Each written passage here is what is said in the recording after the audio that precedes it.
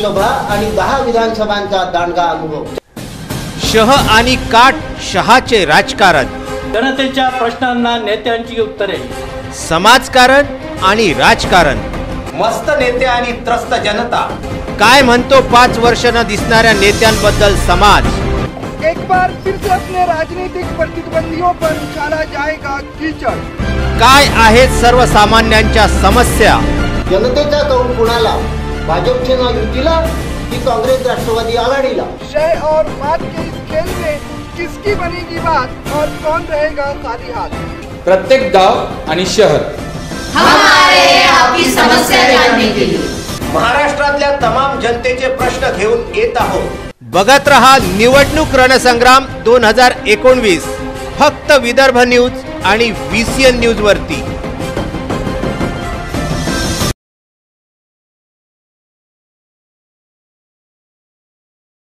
नमस्कार, निवडणूक रणसंग्राम 2019च्या या कार्यक्रमामध्ये आपलं स्वागत आहे।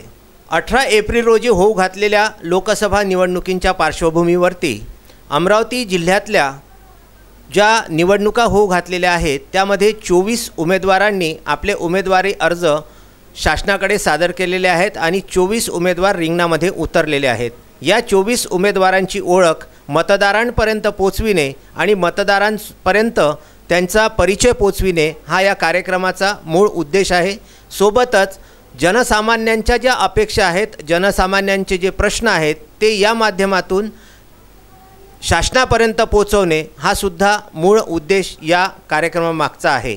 तर आज आपल्यासोबत आहेत आंबेडकराईट पार्टी ऑफ इंडियाचे अधिकृत उमेदवार निलेश पाटील आणि टाकरखेडा संभू येथील राहणारे निलेश पाटील हे व्यवसायाने शेतकरी आहेत आणि BA पर्यंत त्यांचं शिक्षणसुद्धा पूर्ण झालेलं आहे।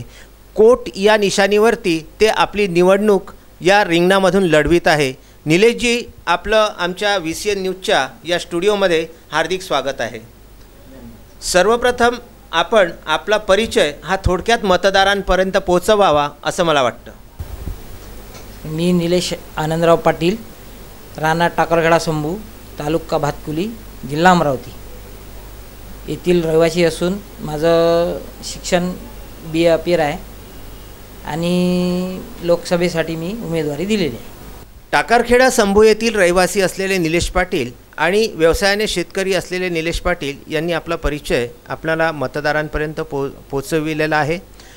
निलेश पाटील, तुम्ही सक्रिय राजकारणामध्ये केव्हापासून आहात आणि ही निवडणूक तुम्ही आज पहिल्यांदाच लढवित आहात का लोकसभेची? हो, मी सक्रिय राजकारणामध्ये पहिल्यांदाच आलेला आहो आणि हा सुरुवात आहे माझी। लोकसभेला जी उमेदवारी दिली ही आज सुरुवात केलेली आहे मी आणि 2 वर्षापासून मी पार्टीचे काम करत आहो। आंबेडकराईट पार्टी ऑफ इंडिया या पार्टीसाठी मी 2 वर्षापासून काम करत आहो। या 2-3 वर्षाच्या कालावधीमध्ये आपण समाजासाठी जे कार्य करत आहात त्याच्यामध्ये एखादी भरीव आंदोलन किंवा भरीव कार्य असं कुठलं आपण केलेलं आहे? भरीव कार्यामध्ये सर मी जे शेतकरी वर्गातील लोक आहेत त्यांच्यासाठी मी कूड कायद्याअंतर्गत त्यांच्या ज्या जमिनी वगैरे आहे त्या संदर्भात मी त्यांच्यासाठी काम केलेले आहे आणि त्यांचे कोर्टात वगैरे पिटिशन दाखल आहेत त्याच्यासाठी काहीतरी कार्य अजून पण माझं चालू आहे। आंबेडकराईट पार्टी ऑफ इंडियाचा काही जाहीरनामा हा जाहीर झालेला असेल, तो जाहीर झालेल्या जाहीरनाम्यामध्ये जे काही आपण ठरविलेलं आहे, एक उमेदवार म्हणून आपण या निवडणुकीला सामोरं जाताना एक जाहीरनामा आपण केलेला असेल तर तो आपल्याला जनतेपर्यंत त्याच्यातल्या प्रमुख मागण्या आपण जनतेपर्यंत पोहोचवाव्यात असं मला वाटतं।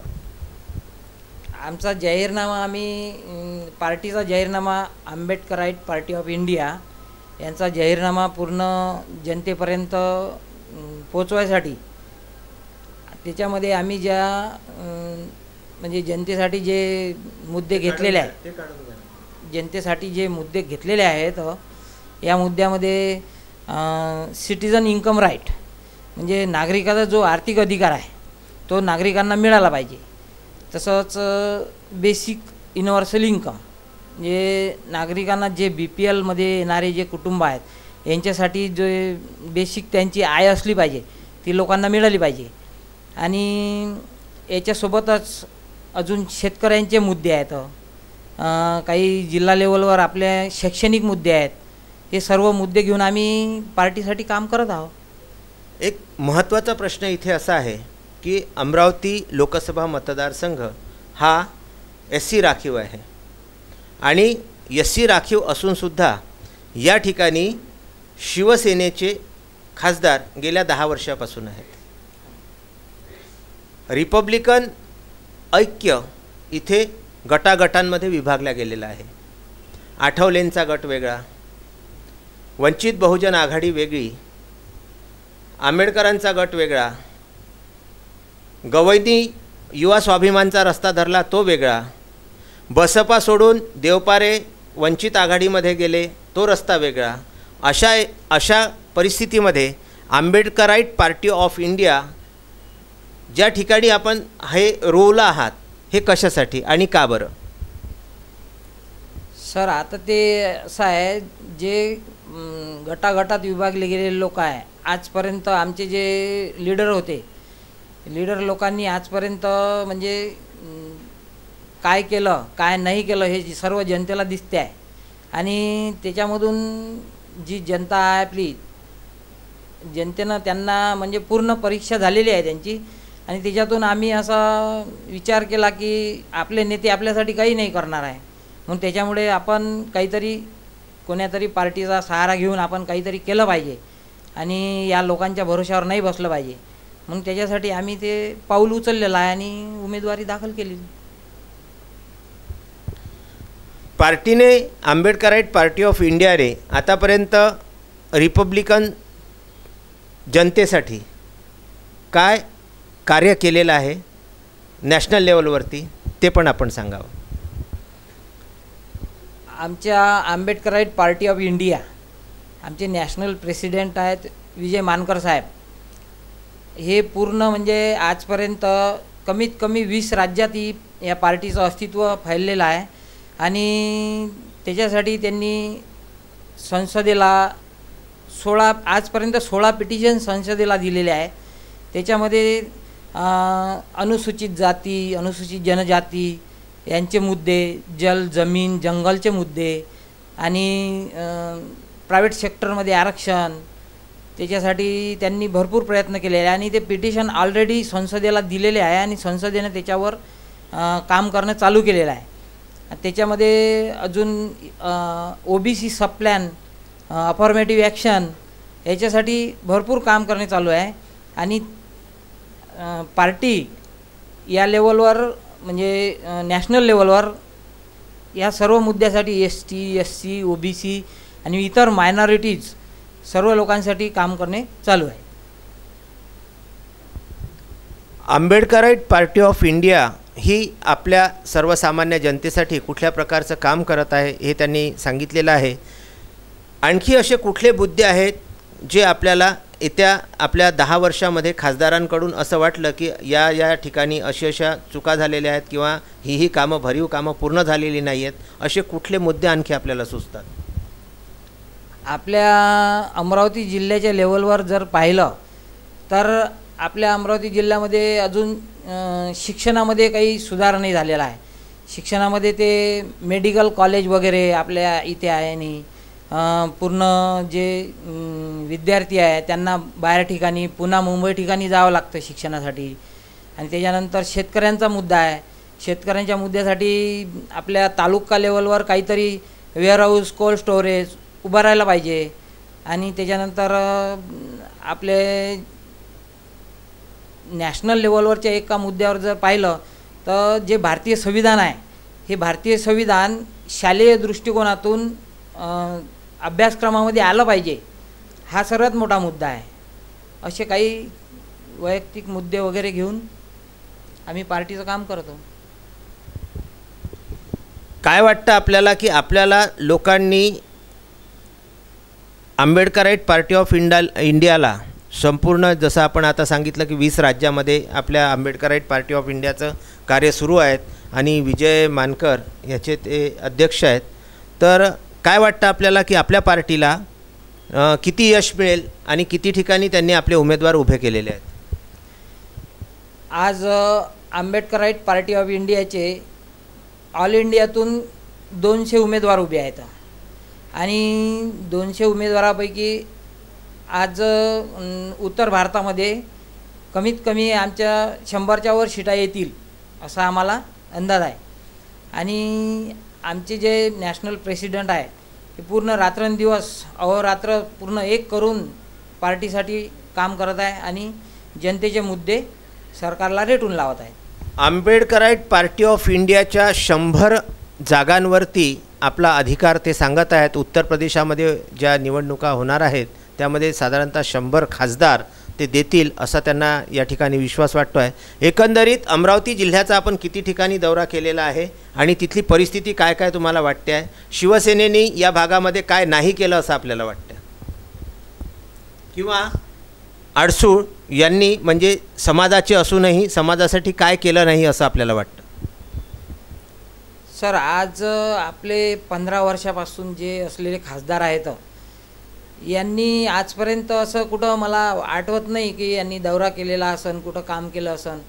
आम्ही खेड्यावर राहणारे लोक आहोत.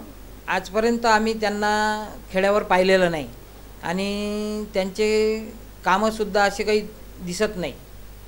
तर त्याच्यासाठी आम्ही आता पार्टीच्या संदर्भातून प्रयत्न करत आहोत. एक प्रश्न मला आपल्याला विचारायचा आहे आणि तो आपण प्रत्येक उमेदवाराला विचारत असतो. तो प्रश्न असा आहे की आपल्याला या अमरावती जिल्ह्यातल्या अमरावती लोकसभेच्या मतदारांनी का निवडून दिलं पाहिजे, जेणेकरून आपण त्यांना मत का मागणार आहात? आज आपल्या देशामध्ये जी परिस्थिती आहे, शिक्षणाची परिस्थिती आहे आणि शेतकऱ्यांची जी परिस्थिती आहे, शेतकऱ्यांसाठी स्वामीनाथन आयोग जो मुद्दा आहे हा लागू करायचा आहे आणि शिक्षण क्षेत्रात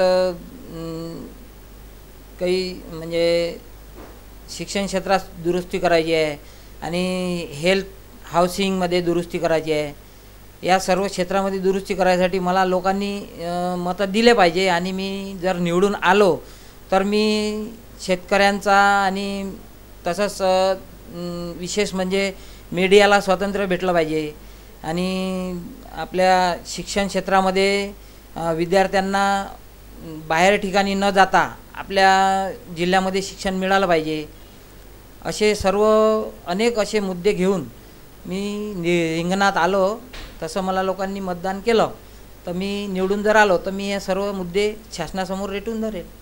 येत्या 18 एप्रिल रोजी होऊ घातलेल्या लोकसभेच्या निवडणुकीमध्ये निलेश पाटील यांचं भवितव्यसुद्धा EVM मशीनमध्ये बंद होणार आहे आणि त्यांना आपण याच्यासाठी या निवडणुकीसाठी शुभेच्छा देऊया. GTPL सेटअप बॉक्स नंबर 72 आणि UCN सेटअप बॉक्स नंबर 81 वरती निवडणूक रणसंग्राम हा कार्यक्रम दररोज बातम्यानंतर दिवसभर सुरू आहे. तो मतदारांचा कौल जाणण्यासाठी, सर्वसामान्यांचे प्रश्न शासनापर्यंत पोचविण्यासाठी, उमेदवारांना मतदारांपर्यंत पोचविण्यासाठीच या निवडणूक रणसंग्राम 2019 या कार्यक्रमाची आखणी करण्यात आलेली आहे. हा कार्यक्रम यशस्वी होत आहे आणि संपूर्ण विदर्भामध्येच नव्हे महाराष्ट्रामधून या कार्यक्रमाला अतिशय जोरदार मागणी आल्यामुळे आपण प्रत्येक ठिकाणी या कार्यक्रमाचं आयोजन करीत आहोत. तरी आमच्या असंख्य प्रेक्षकांना VCN न्यूजच्या वतीने ही विनंती करण्यात येते की निवडणूक रणसंग्राम या कार्यक्रमाचं पुन्हा प्रक्षेपण बातम्यानंतर लगेच सुरू राहत आहे. तरी सर्व जनतेने आणि मतदारांनी निवडणूक रणसंग्राम हा कार्यक्रम अवश्य बघावा. नमस्कार.